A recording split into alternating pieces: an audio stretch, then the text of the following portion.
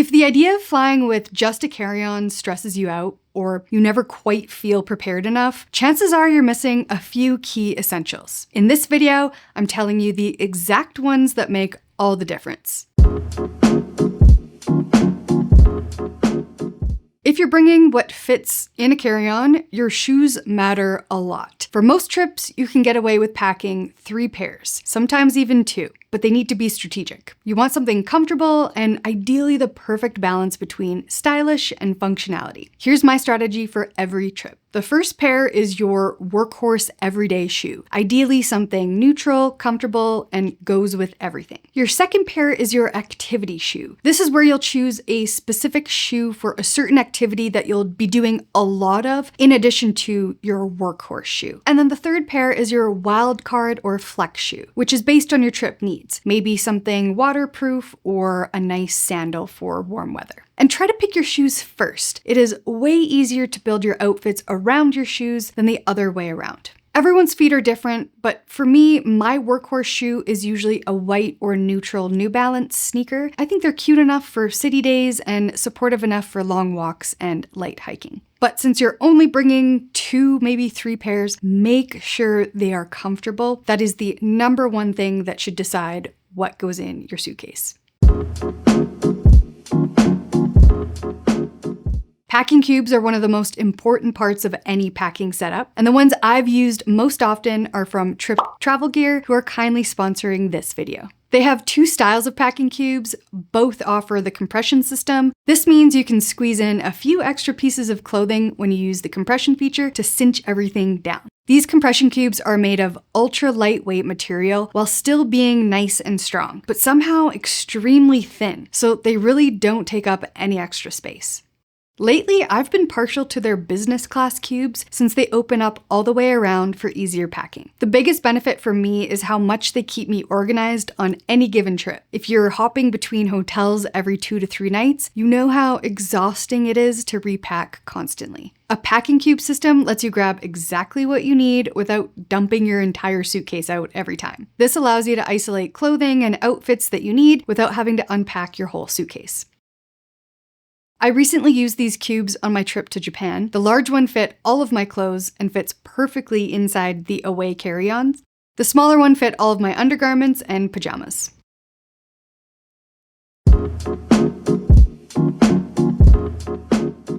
Trip Travel Gear also makes a toiletry kit, which is another essential you do not want to overlook. A highly functional toiletry bag is worth every penny when you're traveling. The reason this one works so well is because there are 3 main components that you can use and adjust based on your trip. You've got the main DOP kit, which is organized into different types of pockets. There's also a detachable smaller liquids bag, which is the perfect size for a weekend getaway trip.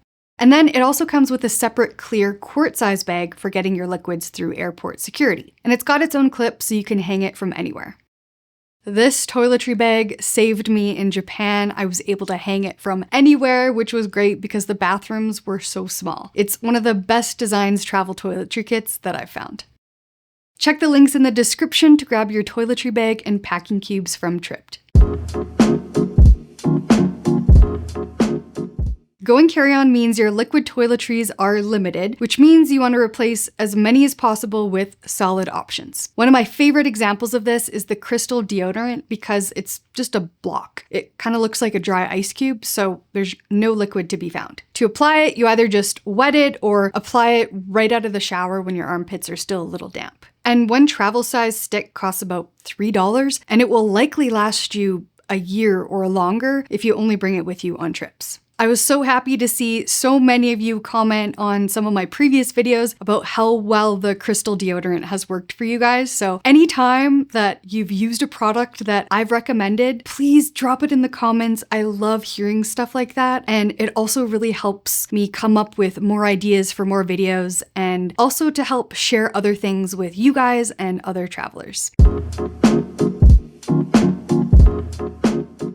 Now, the secret to carry-on travel, especially if you're going for more than a week, is to plan to do a little bit of laundry. You have a few options, either sink or tub laundry in your hotel room, you can book a hotel with a washing machine, or you can go find a local laundromat. I've done all three, and there are pros and cons to each, so you just have to determine what would work best for you and your schedule. Personally, I like doing a bit of sink laundry here and there.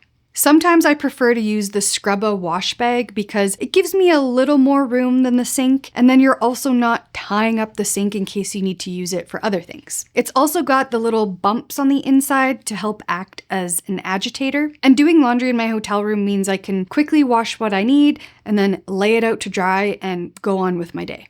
Sometimes the problem with relying on hotel washing machines is that they can get pretty busy during peak times, and if you do manage to snag one, you have to then wait around for your wash cycle and your dry cycle to end. Again, it really depends on what you have going on, but basically, I always plan to do a little laundry in the sink, and if a better option comes along, like a laundry wine bar, that's a bonus.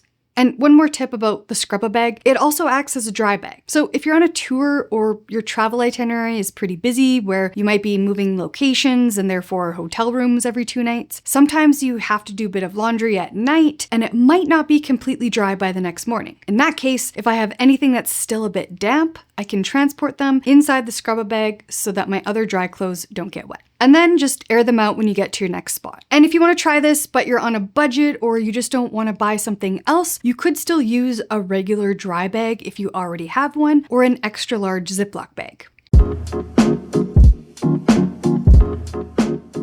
Of course, if you do laundry in your room, you'll need to dry your clothes. And I've got a whole video demonstrating this process if you'd like to learn how I do it. But essentially, I like to use the burrito method to do the initial dry and then hang things up. A small packable clothesline will definitely help with that. Ideally, you might have a small balcony that you can hang it from. Otherwise, you can get creative with hanging it in your room. I'm also going to pick up some foldable travel hangers for my next trip because there's usually never enough in hotel rooms.